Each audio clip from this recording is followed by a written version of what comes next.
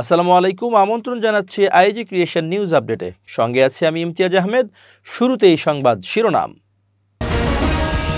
সেনা প্রধানের সতর্কতার পরে অকল্পনীয় যা করলেন প্রবাসীরা। বিএনপি জামাত কে কত আসন দেবে ছাত্রদের পার্টিকে, চলছে জটিল সমীকরণ। জামাত নিয়ে মন্তব্য ভারতের নোবেল বিজয়ী অমর্ত্য সেনের, ডাক্তার শফিকের প্রতিবাদ। এবার বিস্তারিত। অর্থনীতি বিশ্লেষকরা বলছেন, আর্মি চিফ জেনারেল ওয়াকারুজ্জামানের বক্তব্যের পর নড়েচড়ে বসেছেন প্রবাসীরা। ডক্টর ইউনূসের নেতৃত্বাধীন সরকারকে যেন বিপদে ফেলতে না পারে সেজন্য বিপুল রেমিটেন্স পাঠানোর উদাহরণ তৈরি করেছেন তারা।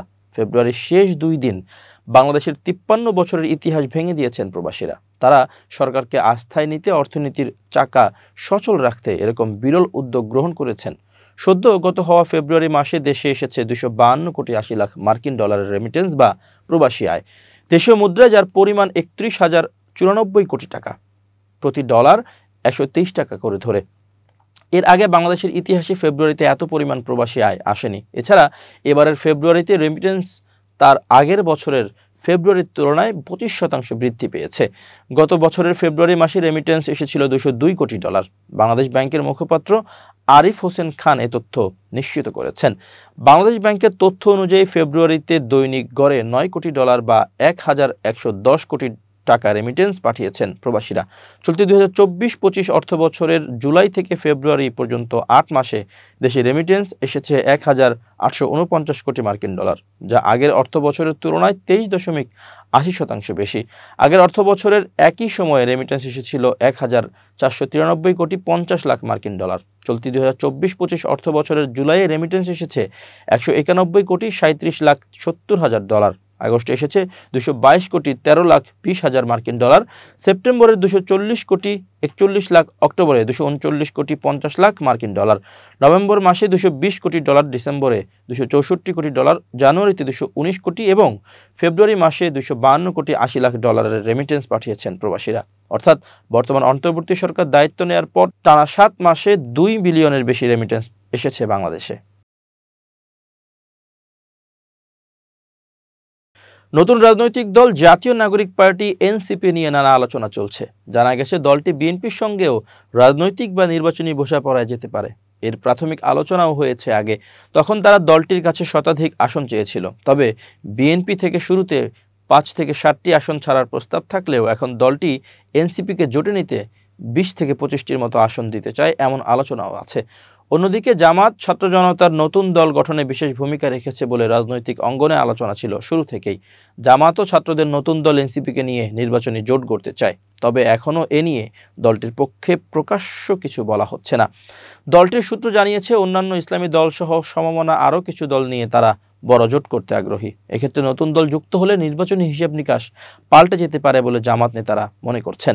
আরেকটি সূত্র জানিয়েছে, জামাতের সঙ্গে এনসিপির জোট গঠনে আলোচনা থাকলেও দলটি কতটি আসন এনসিপিকে ছাড় দেবে এ নিয়েও এখনও ধোঁয়াশা কাটেনি। তবে এনসিপির একটি অংশ জামাতের সঙ্গে নির্বাচনী জোট গড়তে আগ্রহী নয়। তারা জামাত ছাড়া অন্য দলগুলোর সঙ্গে জোট করতে চায়।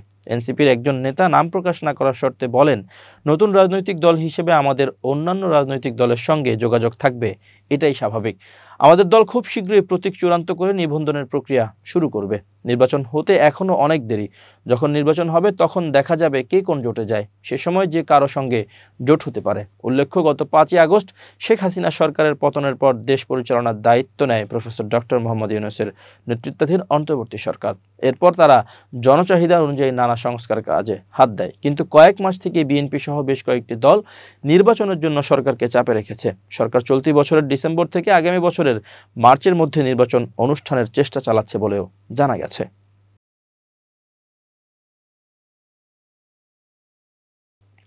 নোবেল বিজয়ী অমর্ত্য সেনের বক্তব্যের প্রতিবাদ করেছেন বাংলাদেশ জামাত ইসলামের আমির ডাক্তার শফিকুর রহমান। এক ফেসবুক স্ট্যাটাসে তিনি লিখেন, ভারতের নোবেল বিজয়ী অর্থনীতিবিদ অমর্ত্য সেন সম্প্রতি বাংলাদেশের অভ্যন্তরীণ ব্যাপারে অনাকাঙ্ক্ষিত নাক গলানোর মতো কথা বলেছেন। জানি না তার বিবেক কোথায়। বাংলাদেশকে সহনশীলতার সবক দেওয়ার কোনো প্রয়োজন নেই। তিনি যে দেশে এবং সমাজে বসবাস করেন সেই সমাজের আয়নায় নিজেকে দেখার চেষ্টা করুন।